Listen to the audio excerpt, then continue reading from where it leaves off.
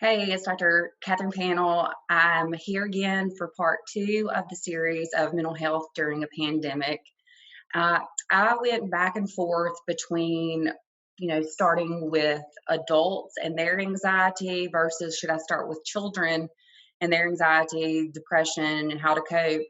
But ultimately decided to start with children because I feel like most adults that are parents, one of their big worries is their children and how they're supposed to talk to them and help them cope with the pandemic that's going on. So I will start with children. And I think it's important, that we kind of break it up into the younger children versus some of the older children, teens, because as we get older, our coping skills develop more, they become stronger, and so there's a difference in how you handle each age group. I think to start, again, and I'll probably start every series this way, is just again normalizing the anxiety and the low feelings during this time because of everything that's going on. I think that we also need to make sure that we don't essentially ignore children and think that they just feel like they're having an early summer break or a late spring break, and that they're just soaking it up and enjoying when in fact they're not at all. They are sensing parents' anxieties and they're taking that on, or they're not in control. Now they're doing this whole new schooling that is now online. They don't get to play with their friends. So they have a lack of control and they have anxiety as well. So, first of all, how to kind of pick up on young children if they're getting anxious or low. I know my 4-year-old has become super, super clingy and attached. He always has been a mama's boy and has always, wanted to spend a lot more time with me, but now it's nonstop. If I wake up before him and go down and have my morning cup of coffee and he's still asleep when he wakes up, if I'm not beside him, he completely panics and starts yelling for me. I think that while they don't fully understand what the coronavirus is, I think they pick up things from the news, or they overhear parents talking and hear about possibly death or very ill people, very sick people, and it makes them worry that they themselves are going to get sick or either their parents will and that they may lose their parents. Which brings me to the first point: be very careful about what your little ones are hearing. They are little sponges and they will soak up everything and it will affect them.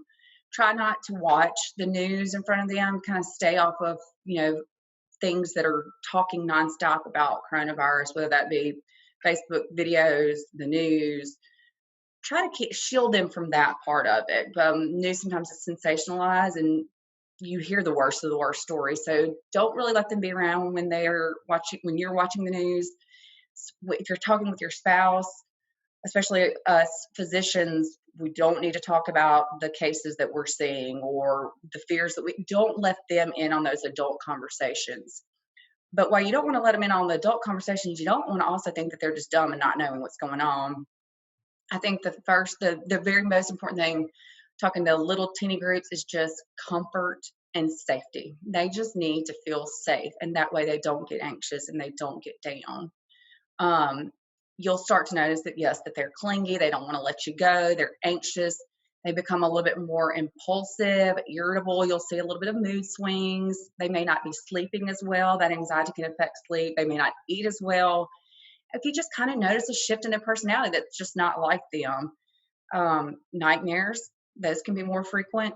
So just take the time to really sit with them and talk with them on their level. They're not the age group that wants to hear about statistics and what exactly is this virus. Is it an RNA virus? They are not to that level. They just need to feel comfort and safety.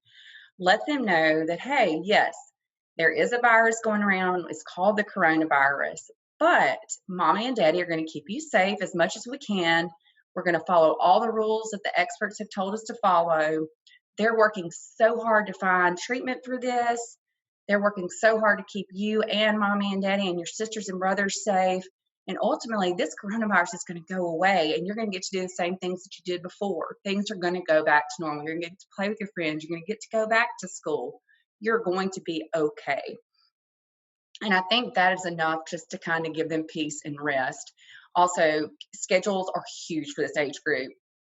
when you throw off their schedule, which this online schooling, if they're to that point, or if you're letting them stay up at night or having dinner much later and they're waking up, that's not good for them. You've got to keep them on a regimented schedule. They thrive with schedules, and their anxiety lessens with schedule. But throwing them off, and it's back to that control thing.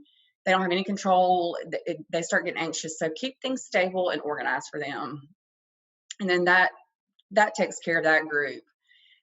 Our older kids, probably, I know there's some mature 9-year-olds, but 9 and up-ish, up until teens, they are actually a group where they are smart enough to get the specifics, the science. They actually want to know really what is going on. And I think that's important. They're very intuitive. They know, when you are trying to play it down, they can sense that this is a big deal. They sense it in you. This is the group that probably is listening to more about the news on the news than watching cartoons, and that's okay. They're probably hearing about it in their Zoom classroom chats, asking questions. And that's a great thing to encourage them to do, is please ask me any questions. If you're nervous, if you're scared, ask me those questions. So sitting down with them too, and also explaining things, is huge. And they can tolerate some amounts of specifics and some statistics. So sit them down and let them know too that yes, the coronavirus is very serious. It can cause illness. It can cause death. But the good thing is that 98% of the cases, they get better. They are fine. There's a huge population of people that don't even know that they have the COVID virus. So for the majority, people recover and they do okay. There is a smaller subset that doesn't do so well, but to prevent us becoming that small set, we have so many things that we can do to prevent it. Go into telling them more about how this is why we're social distancing. This is why we're sheltering at home. This is why you see me cleaning all the surfaces. We wash our hands multiple times a day. This is why you guys are not going in the grocery stores.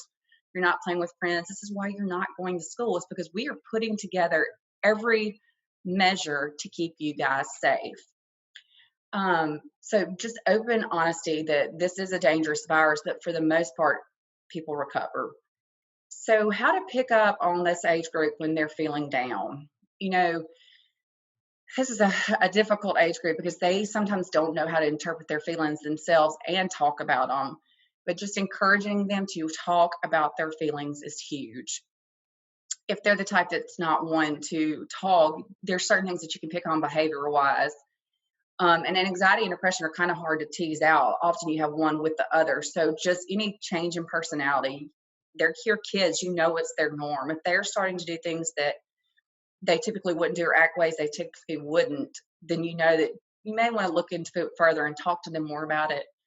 Anxiety and depression, again, it disrupts sleep. It disrupts appetite. If you notice that your kid is isolating in their rooms more, red flags. If they're not coming around the family as much, they're staying in their rooms, they're listening to music, they're sleeping more, red flags. If you notice that they're more angry, they're more irritable, they're lashing out, their mood is labile, going from being okay to all of a sudden not okay, tearfulness, any kind of rapid personality change, start looking into what is causing this. And if the worst, if they start that you're thinking that they're responding to stimuli, such as like hearing voices or singing, big time red flags, that they're to the point where they're depressed with even symptoms of psychosis. Also in this kind of middle teen age group, while they do have good coping skills, they're still not fully developed coping skills. And one of the ways that sometimes our teens kind of get rid of those feelings and those emotions that are eating them up inside is they do self-harm, they do the cutting. So you want to, notice, like, is 80 degrees outside, is my son or daughter wearing sweatshirts that are covering their arms, or why aren't they wearing the normal short sleeve shorts? What's going on? Make sure that they're not doing any kind of cutting on their arms. And like I said, talking to them is going to be huge.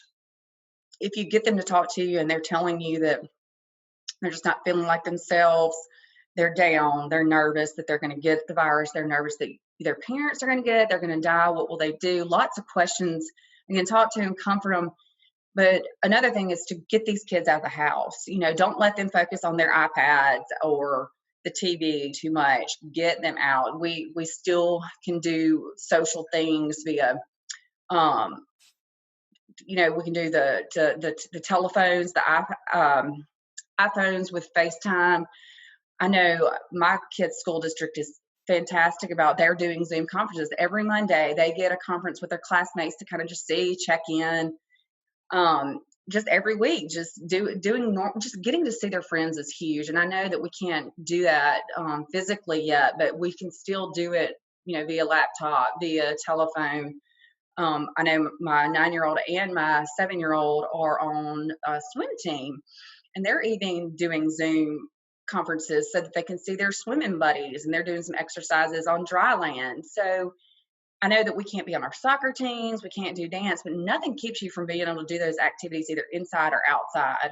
But getting outside is huge. I really, encourage my kids to get out, get in the sunshine, take deep breaths, play with your puppy dogs. We've flown kites, we've played on the slip and slide, we've grilled out. We have just done some really fun things that have gotten them out of the house. Isolation, I'll say it again and again, is deep, it's dark, and it can be depressing. So get out of the house. And that's just, mainly how you would approach the middle-aged teenagers. But also, not minimizing their disappointment too. I know, especially with like the senior classes, they are not getting the typical senior experience. And while as an adult, we look back and we think, oh, that's just a small snippet of time in our lives. It's huge to them. It's everything to them. And just kind of put yourself back when you were in those shoes. You got to graduate. You got to go to those graduation parties. You walked on the stage. And I think just letting them know, like, hey, look, I get it. This really stinks.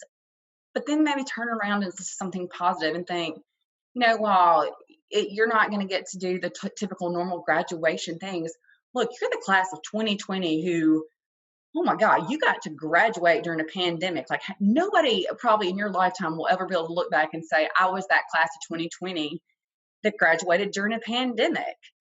Try to make it cool for them. And you can still do cool things. Like you can still do your graduation parties in your house with your family. Do like a virtual walking on the stage. You can share it with your family via Zoom, have them walk across, get a diploma, just make it fun, but also reassure them that they're not going to be forgotten, that this pandemic will end. And it's probably going to end before August, before they have to go back to college. And if so, look, we can always do the graduation. Then we can postpone it. We can postpone the parties. You just don't want to minimize their disappointment and their hurt. And just all in all, summing it up, just be there for them. And I told you on the last little module that, I would end every single one by saying that if it's not enough, if you're not seeing them get better and these personality changes are more persistent and they're isolating, or they tell you that they are not handling things well, but that they don't feel comfortable just talking to you, the parents, about their feelings, telepsychiatry is still going on. It's everywhere still in Mississippi. You could even see an out-of-state provider at this point because of the relaxation of the rule. So you can still connect with therapists, psychologists, psychiatrists for medication management therapy. All of that's still available.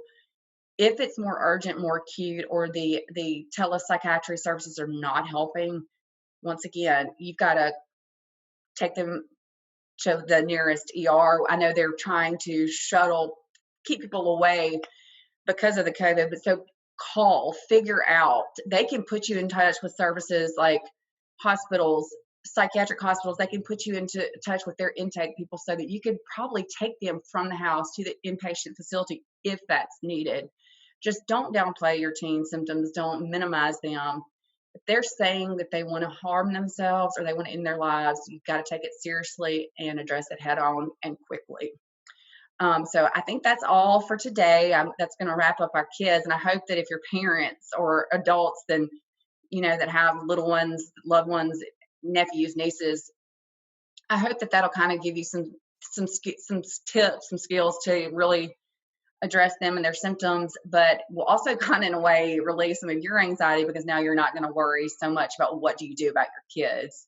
So I think next week we can go ahead and move forward to adult symptomology, coping skills, and then I'd like to just speak briefly on that little subset of healthcare workers that a few different things that they can do that are outside just normal adult coping skills and the way that we deal with everyday life and then the pandemic. So I hope you'll join me back next week. I hope that you're getting great benefit out of this. I know I'm enjoying it.